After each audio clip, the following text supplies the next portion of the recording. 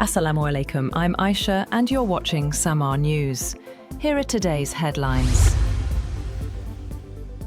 Iran's Assembly of Experts has appointed Mojtaba Khamenei as the country's new supreme leader following the death of his father, Ali Khamenei, in recent US and Israeli strikes. The 88-member body confirmed the appointment shortly after midnight in Tehran. The supreme leader holds final authority over Iran's military, judiciary, and key state policies. Mojtaba Khamenei, long seen as a potential successor, maintains close ties with the Islamic Revolutionary Guard Corps, IRGC, which reportedly backed his elevation, despite Iran's tradition against hereditary succession. His appointment comes amid intensifying conflict with the US and Israel.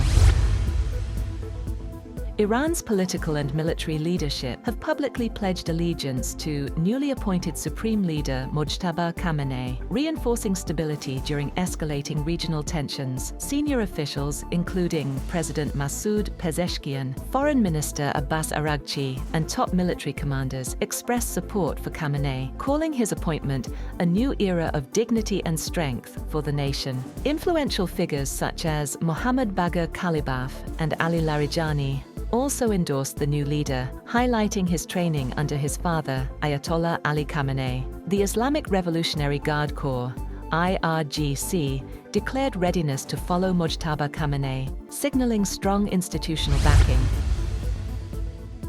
US President Donald Trump says he is not happy with Iran's appointment of Mojtaba Khamenei as the country's new supreme leader. The Assembly of Experts elected Mojtaba to succeed his father, Ali Khamenei, following his death in recent US and Israeli strikes. Trump has not made a public statement, highlighting US concern over Iran's new leadership amid escalating Middle East tensions. Oil prices shot above $100 a barrel as ongoing US-Israel military actions in Iran sparked fears of global supply disruptions. Brent crude briefly topped $114 per barrel Sunday, the first time above $100 since Russia's 2022 invasion of Ukraine, before moderating to around $107.50. Concerns over blocked shipping in the Strait of Hormuz, which handles about 1/5 of the world's oil, drove the surge. Attacks on Gulf oil facilities and production cuts in Iraq, UAE, and Kuwait added to supply fears. US President Donald Trump called the spike a small price to pay for global safety, while Energy Secretary Chris Wright reassured consumers that price rises would be temporary.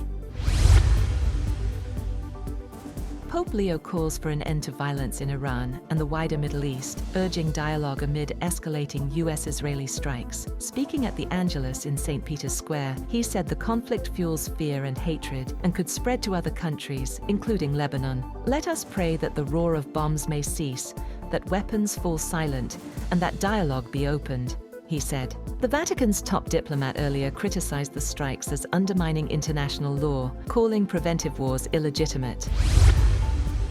The Israeli military says it will pursue any successor to Iran's supreme leader, Ayatollah Ali Khamenei, who was reportedly killed in recent US and Israeli strikes.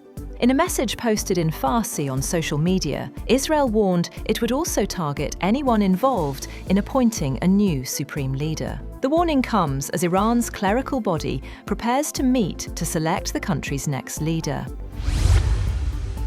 President Trump is reportedly considering sending special forces to seize what is described as Iran's stockpile of highly enriched uranium. Officials say the concern is that about 441 kilograms of highly enriched uranium may have been moved after last year's strikes on Iranian nuclear sites. Washington and Israel are now searching for the material, with military planners preparing contingency options if its location is confirmed. Israeli warplanes target oil storage depots and refining facilities in Tehran, marking the first attacks on such infrastructure since the broader US-backed campaign against Iran began last week.